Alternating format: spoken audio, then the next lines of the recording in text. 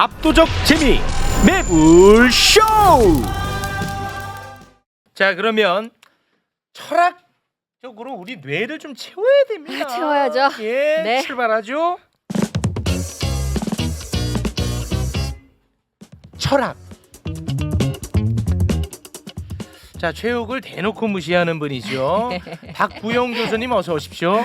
네, 제가 반갑습니다. 박구영입니다. 네. 안녕하세요. 시작하기 전에 네. 우리 저 듣는 분들한테 제가 이제 최우 씨 몇 번 봤잖아요. 네. 예전에 이제 방송으로 봤거든요. 네네. 근데 이렇게 보면은 네. 정말 귀여워요. 그래서 꼭 그 말을 해주고 싶어. 사람들한테 아. 물어봐요. 많은 사람들이 네. 최욱이 진짜 보면 어떠냐고. 네. 제가 이제 최근에 그 테니스 대회도 나갔거든 주말에. 네. 예선 탈락했는데 네.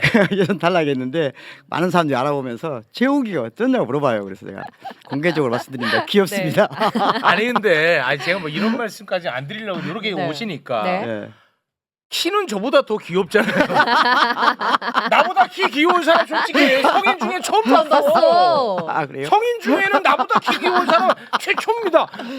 그렇게 하시면 안 되죠. 아, 귀엽다는 표현이 좀 기분 나빴나 보네요.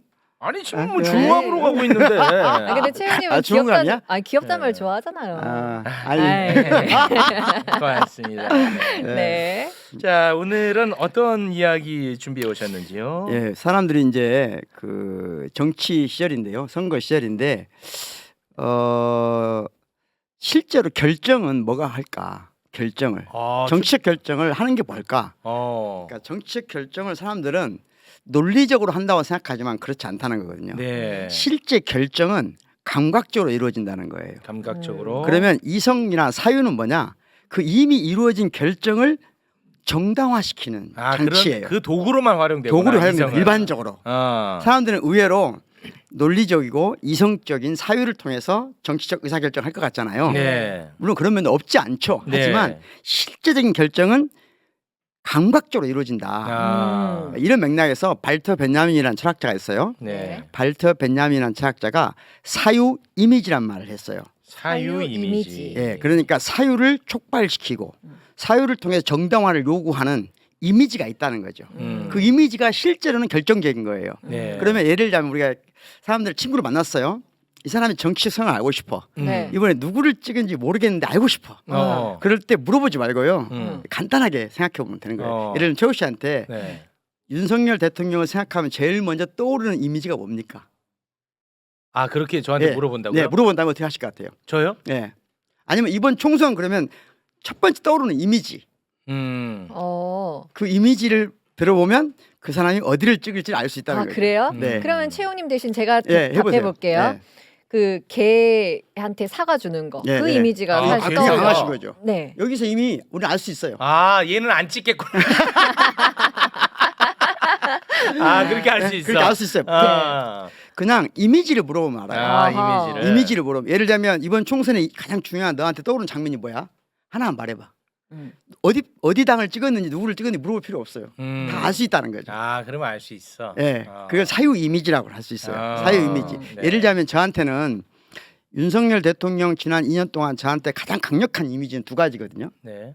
가장 강력한 이미지는 두 가지. 첫 번째 이미지는 그 수해 복구 현장에 가서 그 죽은 사람 신림동 지하 반지하를 바라보는 장면. 그 장면이 잊혀지지가 않아요. 약간 뭐 수사관 같은 이미지였죠. 예, 뭔가 관찰자 입장이죠. 예, 맞아요. 네, 네. 그랬었죠. 그러니까 이건 정치하는 사람의 태도는 아니거든요. 네. 오늘 제가 이제 마지막에 하려고 하는 얘기도 하는데요. 이건 정치가 아니고 치안이에요. 치안적 사고방식이거든요. 치안을 하는 사람들의 사고방식. 두 번째는 뭐냐면 그 이태원 참사 때 그 희생자들의 얼굴을 다 없앤 장면 있잖아요. 그리고 조문하는 장면 있잖아요. 네. 부부가 그 대통령 부부가 그것도 한 번만 한 게 아니거든요. 기이하잖아요. 조문을 여러 차례 하는 거. 여러 차례 갔죠. 예. 근데 실제로 희생자분들은 단 한 번도 만나지 않았죠. 얼굴이 없어요. 예. 이 기이한 장면이라 이거죠. 이런 장면은 예를 들면 저희 같이 철학하는 사람들은 바로 이 이미지로부터 사유를 이끌어내야 돼요. 그러니까 이미지를 해석할 줄 알아야 되거든요. 네. 그런데 일반 사람들은 그걸 논리적으로 그 장면을 가지고 정치적 결정을 해요 이미. 그러니까 예를 들어서 총선에서 가장 큰 이미지가 뭐야? 예를 들어 지금 총선 전체를 생각할 때 가장 너한테 감각적으로 다가오는 장면이 뭐야? 라고 하면 그 사람의 정치적 성향을 알 수 있다. 예를 들자면 대파 그러면 무조건 이 사람은 어디를 찍는지 알 수 있다는 거죠. 그래요? 네. 근데 좀 헷갈리는 건 있어요. 있어요? 제가 어떤 게 헷갈립니까? 제 굉장히 가까운 사람의 예. 어머니가 음. 얘한테 네. 야야 이번 진짜 투표 잘해라. 음. 지금 그 막 대파값 오르고 사과 비싸고 서민들 경제 지금 다 죽고 우리나라 경제급 폭망하고 지금 큰일 난다. 야야 이번 투표 꼭 국민의힘 찍어라. 마지막에 딱 틀어버려. 그럴 수 있죠. 그럴 수 있죠. 그러니까 앞에 걸로는 판단하기 어려운 그러니까 게 있어요. 그분을 지배하는 게 어. 감각적으로는 지금 잘못됐다는 거예요. 그런데 마지막 버티고 있는 보루가 이 이성적 사유거든요.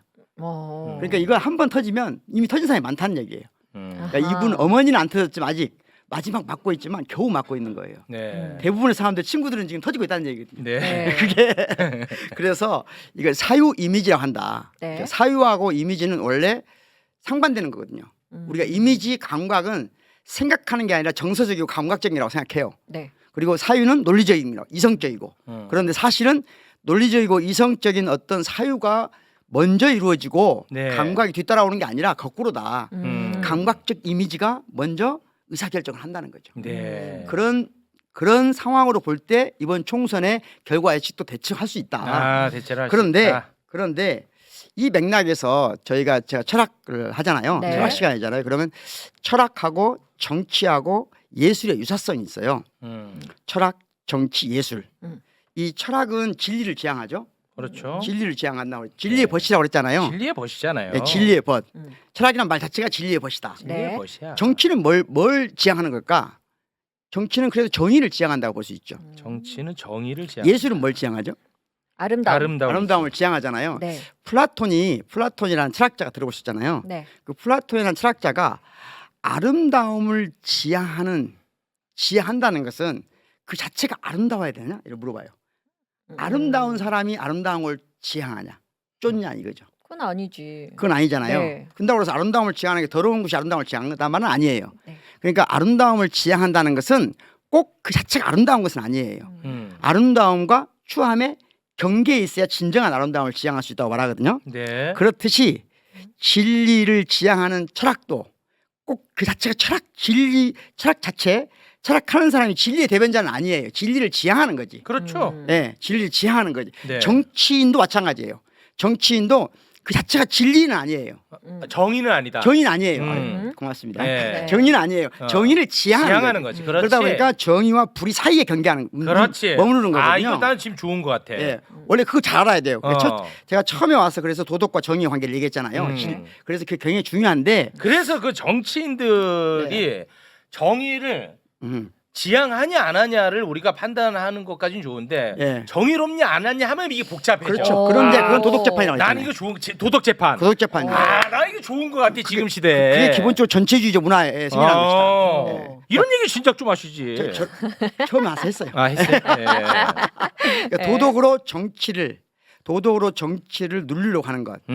이것은 대부분의 경우는 전제 정치의 출발이에요. 전제 정치. 독재 정치 출발이에요. 항상 그렇게 합니다. 맞아. 예. 그러니까 정치인은 정의를 지향하는 거지. 그렇지. 스스로가 정의의 대변자가 아니에요. 맞아. 예? 정의를 신청한 사람이 아닌 거예요. 정의를 지향하는 거예요. 그렇지. 그러면 우리 모든 사람은 때로 정의로울 때도 있고 때로 불의의 편에 있을 때도 있죠. 하지만 우리 모두가 뭘 하자고 해야 돼요?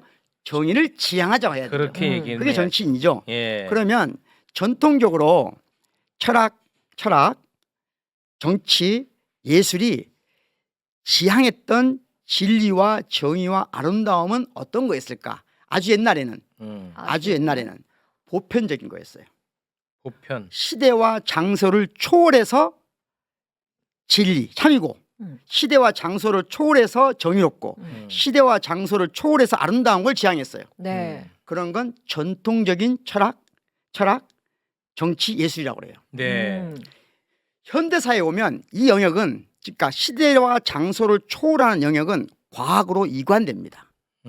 과학으로 이관돼요. 네. 과학으로 이관돼. 네, 철학이 다루는 진리는 이제 시대와 장소를 초월하는 게 아니에요. 시간과 장소를 초월하는 게 아니라 오히려 시대, 장소, 특징적인 진리를 지향하는 거예요. 이거 좋네. 네.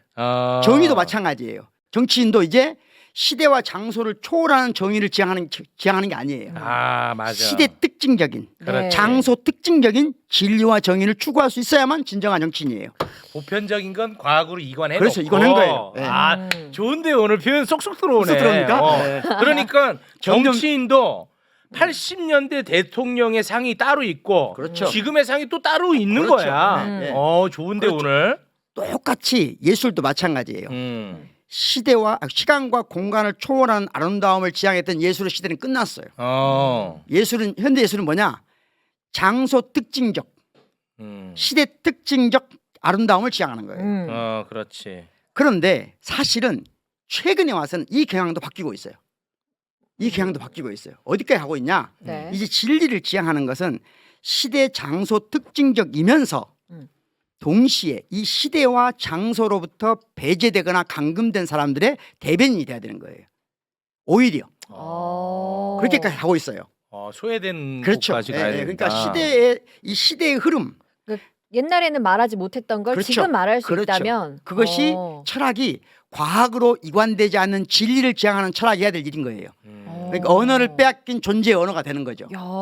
언어를 빼앗긴 존재의 언어가 되는 거예요. 네. 이 시대 속에도 이 장소 속에서도 언어를 빼앗긴 존재의 언어가 되고자 하는 게 철학, 정치, 예술의 현재적 임무인 거예요. 자, 이런 맥락에서 봤을 때 네네. 이런 맥락에 봤을 때 지난 한 주 동안 철학자로서 가장 고통스러운 것은 4.3과 관련된 거예요. 사삼. 4.3과 관련된 거. 그러니까 철학, 정치 또는 예술가라면 말할 수 없는 것을 말할 수 있어야 되거든요. 네. 즉 언어를 빼앗긴 존재 언어가 돼야 돼요. 그러면 지금 이 땅 대한민국에서 네. 가장 큰 사건 중에 하나가 즉 해방된 이후로 가장 많은 사람들이 국가의 이름으로 살해당한 또는 죽임을 당한 사건이 4.3이잖아요. 네. 그리고 진짜 너무 끔찍한 사고죠. 정치적 의견이 다르더라도 전직 대통령이 공식 사과했잖아요. 네. 그리고 국제 평화적인 섬으로 만들겠다고 모두가 합의했잖아요. 네. 그런데 현직 대통령이 당선 이후 2차례 방문하지 않았습니다. 안 했어요. 방문하지 않은 것뿐만 아니라 이번에는 지난번에 첫 번째 안 갔을 때는 비록 대통령이 안 갔지만 대통령의 글을 총리가 대독했어요. 근데 그 내용 때문에 또 논란이 많았잖아요. 내용은 견딜 수 없었죠. 견딜 수가 없었어. 그건 거기서 모욕이었어요. 모욕에 가까웠어요. 뭐 경제 발전 이런 얘기 했었잖아요. 네, 그 모욕이죠. 모욕적인 거지. 네. 야 너네 많이 힘들었니? 아유 내가 발전시켜 줄게. 이거 아닙니까? 그렇죠. 거칠게 표현하면. 그렇죠. 맞죠? 네. 이번에는 아예 대독도 아니고요. 총리 명의로 나갔어요. 자, 이게 이 가능한 걸까? 혹시 왜 그렇지? 나는 그게 이해가 안 가. 그걸 이게 지금 제가 설명해 철학적으로. 보려고 하는 거예요. 아니 그걸 철학적으로 분석 좀 해줘요. 그러니까 이미지적으로는 이미 이 사건을 가지고 이분들이 어떤 분인지 저는 알 수 있지만 네. 철학적으로 지금 해명해 보려고 하는 예. 거예요. 진짜 궁금해 이거는.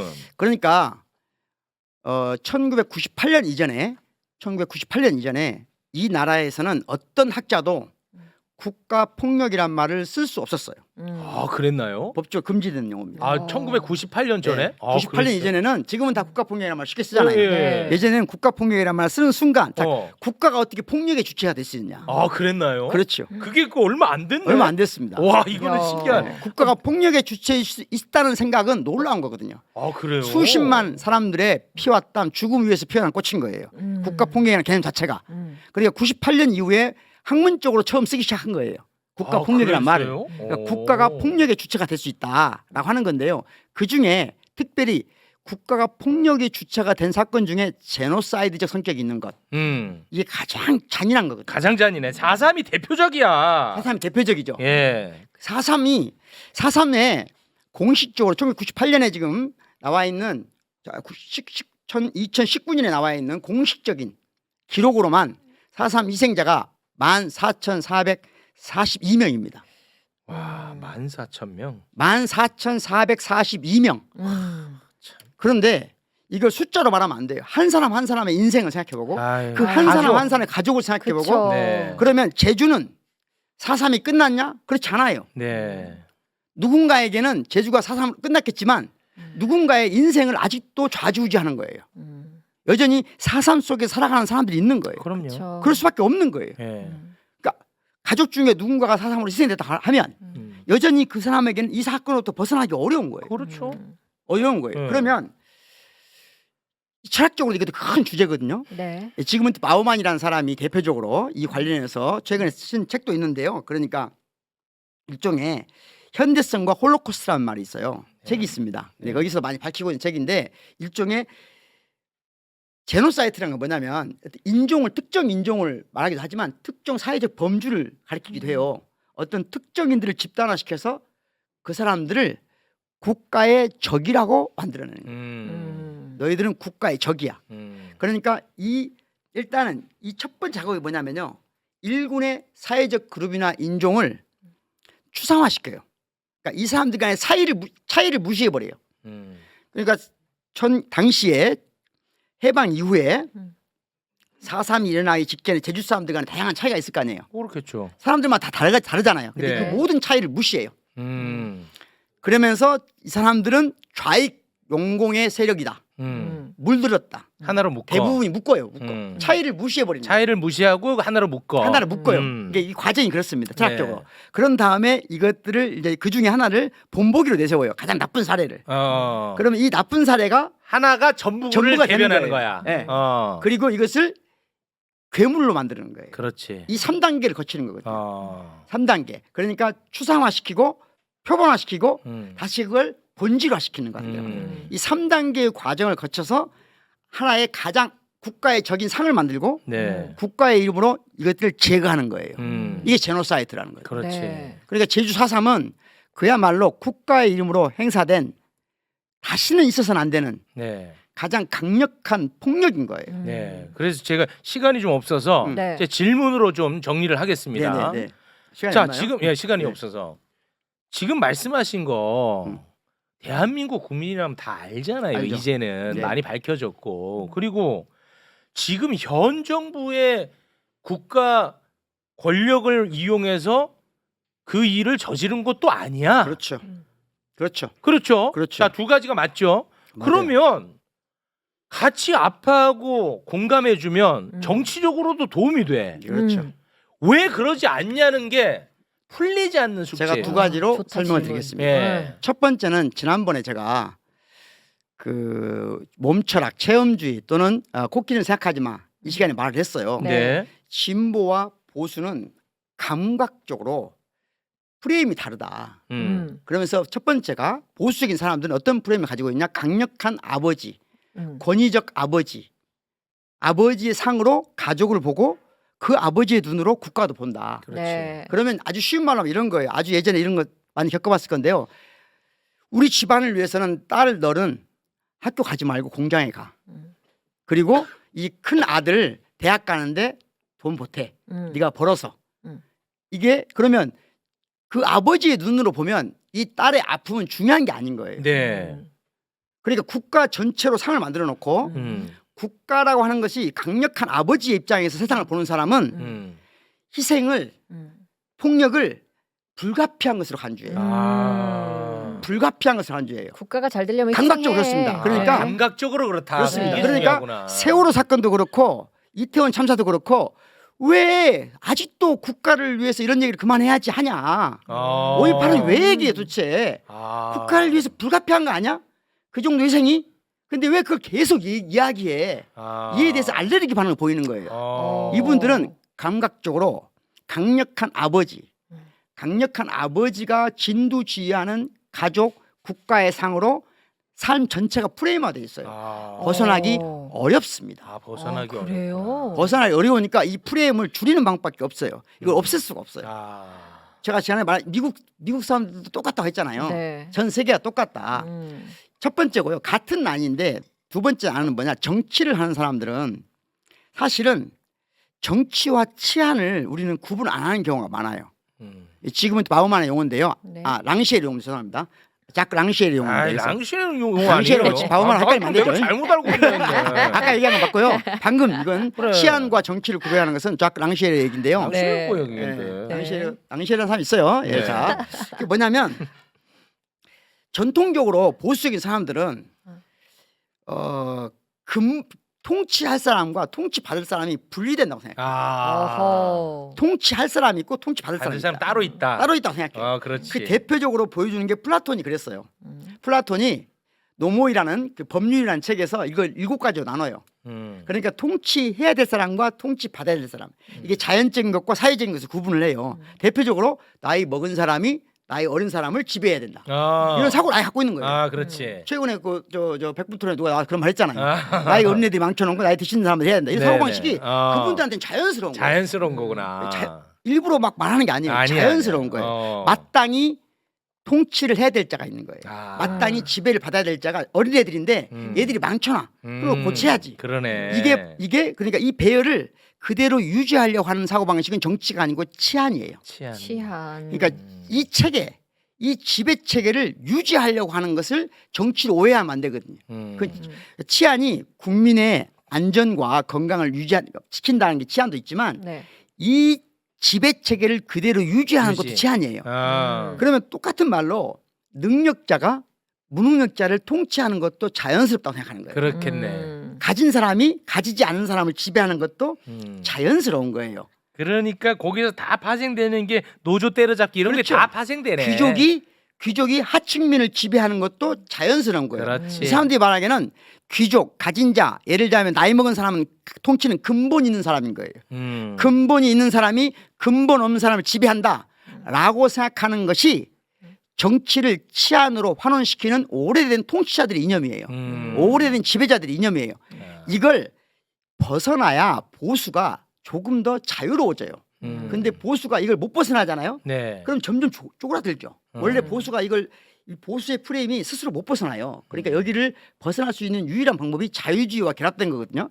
보수주의와 자유주의가 결합되는 방식인데 우리나라 대통령이 생각하는 지금 한동훈 대표가 생각하는 그 자유는 자유주의가 아니고 전통적으로 통치자들의 자유예요. 근본 있는 사람들의 그들의 지배 체계를 유지하는 것을 치안이라고 보고 그걸 정치로 환원해서 보는 거예요. 그러니까 2가지 이유죠. 첫 번째는 강력한 아버지의 상으로 가족과 국가를 보면 그 가족과 국가를 위해서 그 구성원이 희생하는 것은 별 문제가 아니라고 생각하는 것. 감각적으로 그 희생은 크게 생각하지 않아요. 네. 그 국가적으로 스스로 나서서 군대 간다든가 이런 건 모르지만 어쩔 수 없이 희생하라고 생각해요. 그러니까 이거에 대해서 안타까워하거나 이거에 대해서 말을 하거나 이거에 대해서 계속 언급하는 걸 알레르기 반응을 보여요. 그러네. 왜 세월호냐? 왜 4.3이야 아직도? 그러면 왜 아직도 5.18이야? 그것도 이해가 간다 이제. 왜 도대체 얘기하는 거야? 그것도 이해가. 친일도. 그렇죠. 지배와 피지배가 나눠져 있다. 그렇죠. 근데 독립운동 이것도 그렇죠. 뭐 탐탁지 않겠네. 전혀 타당치 않은 예, 거예요. 다 이게 연결되네. 그러니까 감각적인 게 중요하다. 이분들은 감각적으로 음.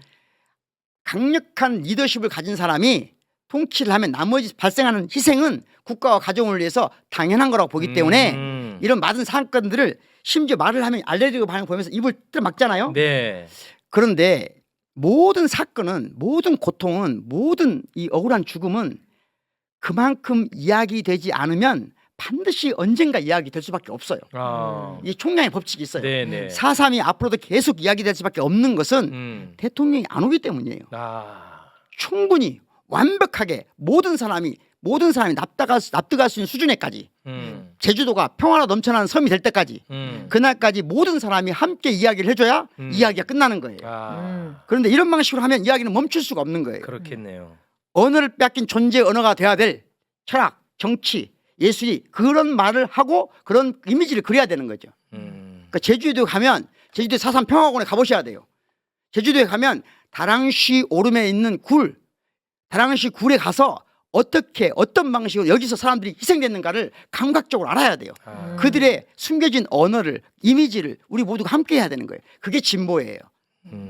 다시 말하면 현대사회의 진보는 진리와 정의를 추구하고 아름다움을 추구하는 이 정치, 철학, 예술은 언어를 빼앗긴 존재의 언어가 돼야 된다. 이번 선거도 그런 선거가 될 거다. 네. 언어를 빼앗긴 존재의 언어가 되어야 한다. 네. 좋다. 좀 길었나요? 아니야, 좋았던 것 같아요. 좋아요.